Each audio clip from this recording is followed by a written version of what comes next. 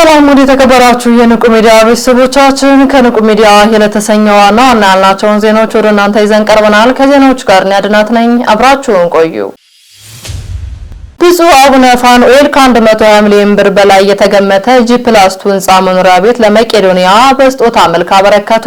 እንደሚከተለው ይቀርባል። ብፁዕ አቡነ ፋኑኤል ከ120 ሚሊዮን ብር በላይ የተገመተ ጂ+2 ህንጻ መኖሪያ ቤት ለመቄዶንያ በስጦታ አበርክተዋል። ብፁዕ አቡነ ፋኑኤል ከ120 ሚሊዮን ብር በላይ የተገመተ ጂ+2 ህንጻ መኖሪያ ቤት ለመቄዶንያ በስጦታ አበርክተዋል። ብፁዕ አቡነ ፋኑኤል የሰሜን አሜሪካ የዋሽንግተን ዲሲና አካባቢው ሀገረ ስብከት ሊቀ ጳጳስ ከ120 ሚሊዮን ብር በላይ የተገመተ ጂ+2 ህንጻ መኖሪያ ቤት ለመቄዶንያ በስጦታ መልክም አበርክተዋል። ብፁዕነታቸው ቤቱ ከ23 ዓመት በፊት ለገዳማትና ወላጆቻቸውን በተለያዩ ምክንያት ላጡ ወገኖች እርዳታ እንዲሆን በማቀድ የተሰራ መሆኑንም ገለጻ አድርገዋል። በዚህም ላለፉት በርካታ ዓመታት ተከራይቶ ከሚገኘው ገንዘብ ለተለያዩ በጎ ዓላማ ሲውል መቆየቱን አስታውሰው በአሁኑ ሰዓት ግን ቀደም ብዬ ያሰብኩትና በውስጡ እንሰራበት የነበረውን በጎ ስራ በዘላቂያዊነት ሊያስቀጥል የሚችል በጎ አድራጊ ድርጅት ሳስብ የመጣለኝ መቄዶንያ በመሆኑ ለዚህ እንዲሰጥ ወሰንኩኝ ሲሉ አክለውም ገለጻ አድርገዋል። ቤቱን የሰጡት የካቲት 1 ቀን 2018 ዓ.ም ቢሆንም በመቄዶንያ ስራ አስኪያጅ ክቡር አቶ ቢኒያም አማካኝነት ብፁዕነታቸው በሚዲያ ቀርበው እንዲሰጡና ርክክቡን በአካል በቤቱ በመገኘት እንዲሁም ይህንን አርአያነት ያለው መልካም ስራ ለሌሎችም ትምህርት እንዲሆን በማሰብ ግዴታ ወደ ሚዲያ እንዲመጣም ተደርጓል ብለዋል።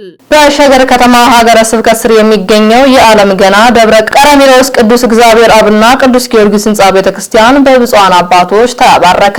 ተጨማሪ አለ። በሸገር ከተማ ሀገረ ስብከት በሰበታ ገላን ጉዳና ፋሪ የዓለም ገና ደብረ ቀረሜሎስ ቅዱስ እግዚአብሔር አብና ቅዱስ ጊዮርጊስ ህንጻ ቤተክርስቲያን በብፁዓን አበው ሊቀ ጳጳሳት ቡራኬም ተባርኳል። በሸገር ከተማ ሀገረ ስብከት በሰበታ ገላን ጉዳና ፋሪ ክፍለ ከተማ ቤተ ክህነት የዓለም ገና ደብረ ቀረሜሎስ ቅዱስ እግዚአብሔር አብና ቅዱስ ጊዮርጊስ ህንጻ ቤተክርስቲያን ብፁዕ አቡነ ሳይሮስ የጠቅላይ ቤተ ክህነት ዋና ስራ አስኪያጅ፣ የደቡብ ምዕራብ ሸዋና ሸገር ከተማ ሀገረ ስብከት ሊቀ ጳጳስ፣ የመስቀል ዙሪያ መድኃኔዓለም ገዳም የበላይ ኃላፊ ብፁዕ አቡነ ዲዮስቆሮስ የቅዱስ ንዱስ ዋና ጻፊ፣ የራያ ሀገረ ስብከት ሊቀ ጳጳስ ብፁዕ አቡነ ዮሴፍ የሲዳማ ሀገረ ስብከት ሊቀ ጳጳስ፣ ብፁዕ አቡነ ናትናኤል የቅድስት ሀገር ኢየሩሳሌም ሀገረ ስብከት ሊቀ ጳጳስ፣ መላከ ሰላም አለማየሁ ሽፈራው የሸገር ሀገረ ስብከት ዋና ስራ አስኪያጅ፣ መላከ ኃይለ አባ ፈወርቅ ዮሐንስ የሶስቱም ክፍላተ ከተማ ቤተ ክህነት ዋና ስራ አስኪያጅ፣ የአድባራትና ገዳማት አስተዳዳሪዎች፣ የሰንበት ትምህርት ቤት ዘማሪያንና ዘማሪያት፣ በርካታ ምዕመናንና ምዕመናት በተገኙበት በብፁዓን አባቶች ቡራኬም ተባርኳል።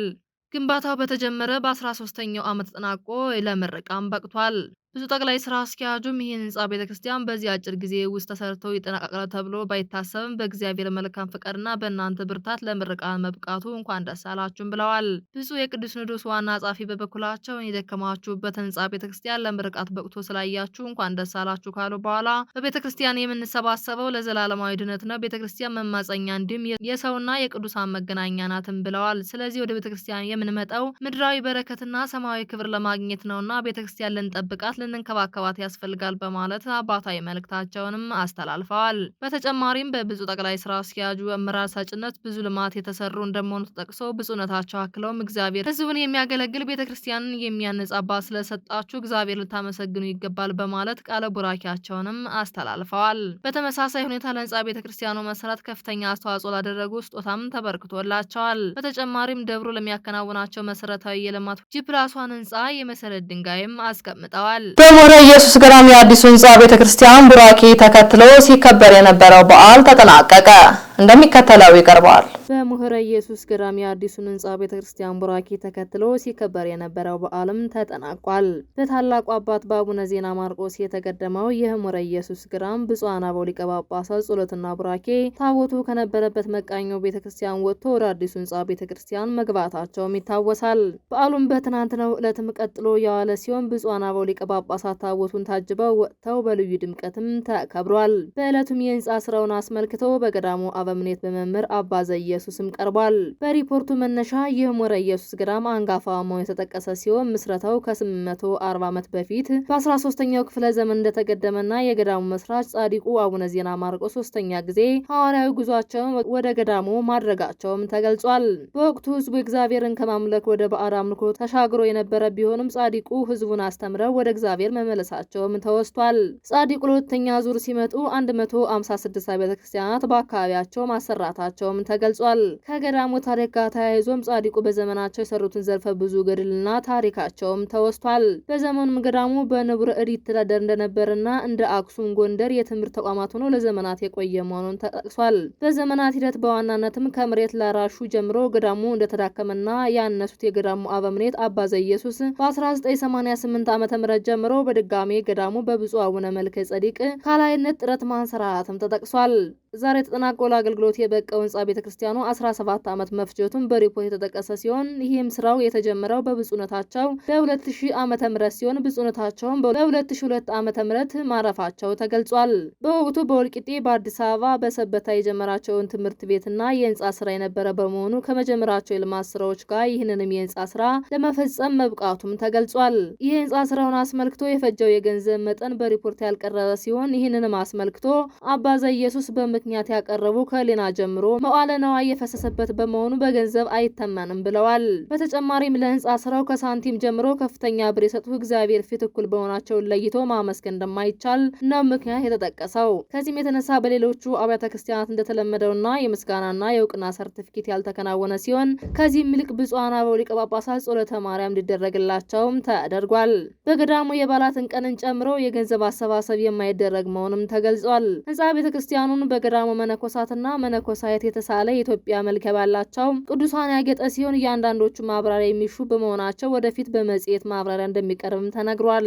በዕለቱም ብፁዓን አባቶች ትምህርተ ምዕዳን የሰጡ ሲሆን የብፁዕ አቡነ መልከ ጸዲቅ ካህላይነት በሕይወት በነበሩበት ወቅት ከብፁዓን አባቶች ጋር የነበራቸውን ቆይታ ብፁዕ አቡነ ጎርጎሪዮስ የምስራቅ ሸዋ ሀገረ ስብከት ሊቀ ጳጳስና ብፁዕ አቡነ ማርቆስ የስብከተ ወንጌልና ሐዋርያዊ ተልእኮ መምሪያ ሊቀ ጳጳስ በትዝታም ዳብሰዋቸው ነበር።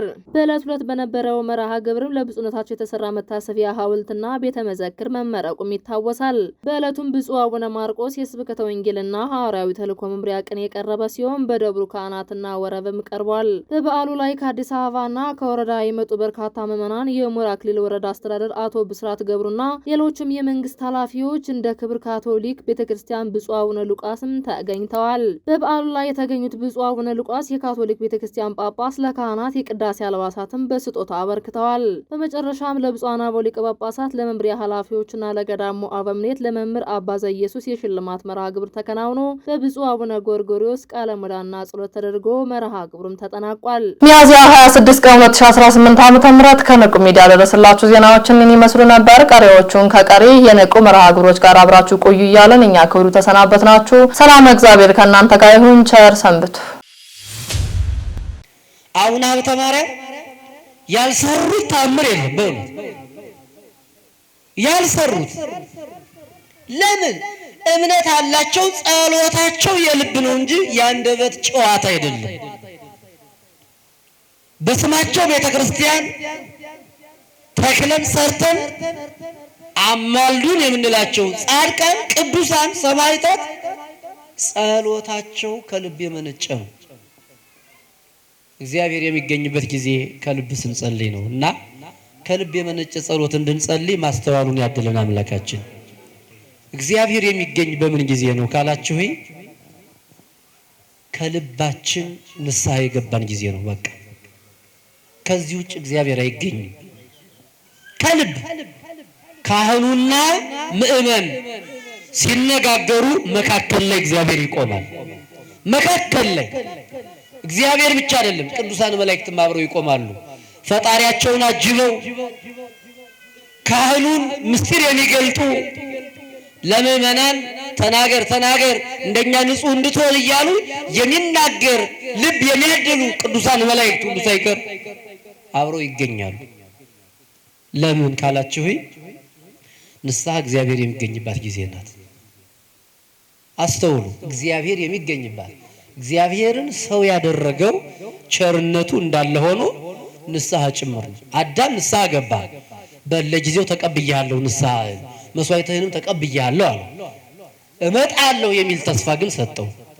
ቸርነቱ ሲደመር የአዳም ንስሐ የሰው ልጅ ንስሐ በቸርነቱ ያድነኛል ማለት ብቻ አይደለም። ያንተም ስራ አለብህ፣ የኔም ስራ አለብኝ፣ የእቴም የእናቴም ስራ አለባችሁ። እግዚአብሔር የራሱ ድርሻ አለው። በምን ጊዜ ነው የሚገኝ ከተባለ በንስሐ ጊዜ ነው እግዚአብሔር የሚገኘው። ሰው ያደረገው ቸርነቱ እንዳለ ሆኖ ንስሐ ነው ብያችኋለሁ። ከልጅ ልጅ ተወልጄ ማለት ስጋህን እዋሃድሃለሁ የሚለውን ያመጣው ፈቃዱ እንዳለ ሆኖ ቸርነቱ እንዳለ ሆኖ ንስሐ የምትባል ጎታች ናት። እግዚአብሔር የሚገኝበት ጊዜ ንስሐ ስንገባ ነው። ምን አይነት ንስሐ? ብሔራዊ ንስሐ። ንስሐ በሶስት ነው የሚከፈለው። የሀገር ንስሐ አለ፣ የቤተሰብ ንስሐ አለ፣ የግል ንስሐ አለ። እንደ ኢትዮጵያውያን ሶስቱም ንስሐዎች ያስፈልጉናል። ሀገሪቱ ንስሐ መግባት አለባት። የበደለችው በደል አለ። ቤተሰብ ንስሐ መግባት አለበት። የበደለ ቤተሰብ አለ እርስ በርሱ። በግል ንስሐ መግባት አለብን። የግል ኃጢአታችን ወደ ቤተሰብ አድጎ የቤተሰብ ችግር ወደ ሀገር አድጎ እንደዚህ ሐሳራችንንም ያበላል። የንስሐ ችግር ነው።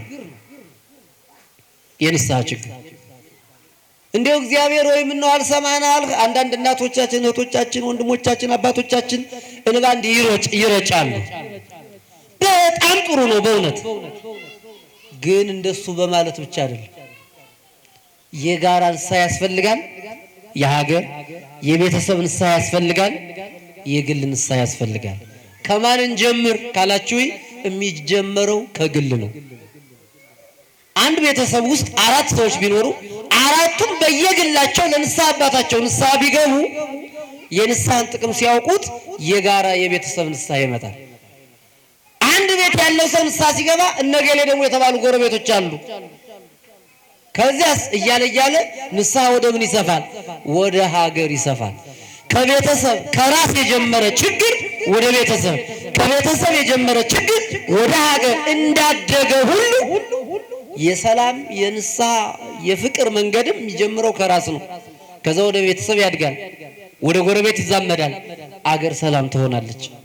እግዚአብሔር የሚገኝበት ጊዜ እሱ ነው።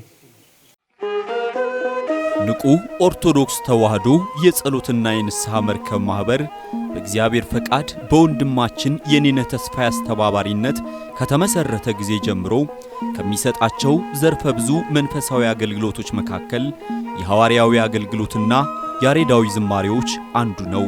በዚህ ክፍል የኦርቶዶክሳዊ ተዋህዶ ቤተክርስቲያንን ዶግማና ቀኖና የጠበቁ ኦርቶዶክሳዊ ለዛ ያላቸው ለነፍስ እረፍትን የሚሰጡ ወቅታዊና ዘመኑን የዋጁ ስብከቶችና ያሬዳዊ ዝማሬዎችን በመላው ዓለም ለሚገኙ ተመልካቾቹ በንቁ ሚዲያና በኢትዮ ማህበር የዩቲዩብ ቻናል እያቀረበ ይገኛል። አገልግሎቱ በመላው ዓለም ለሚገኙ አማኞች ተደራሽ እንዲሆን በየዕለቱ የሚለቀቁ ስብከቶችንና መዝሙሮችን ላይክና ሼር ያድርጉ።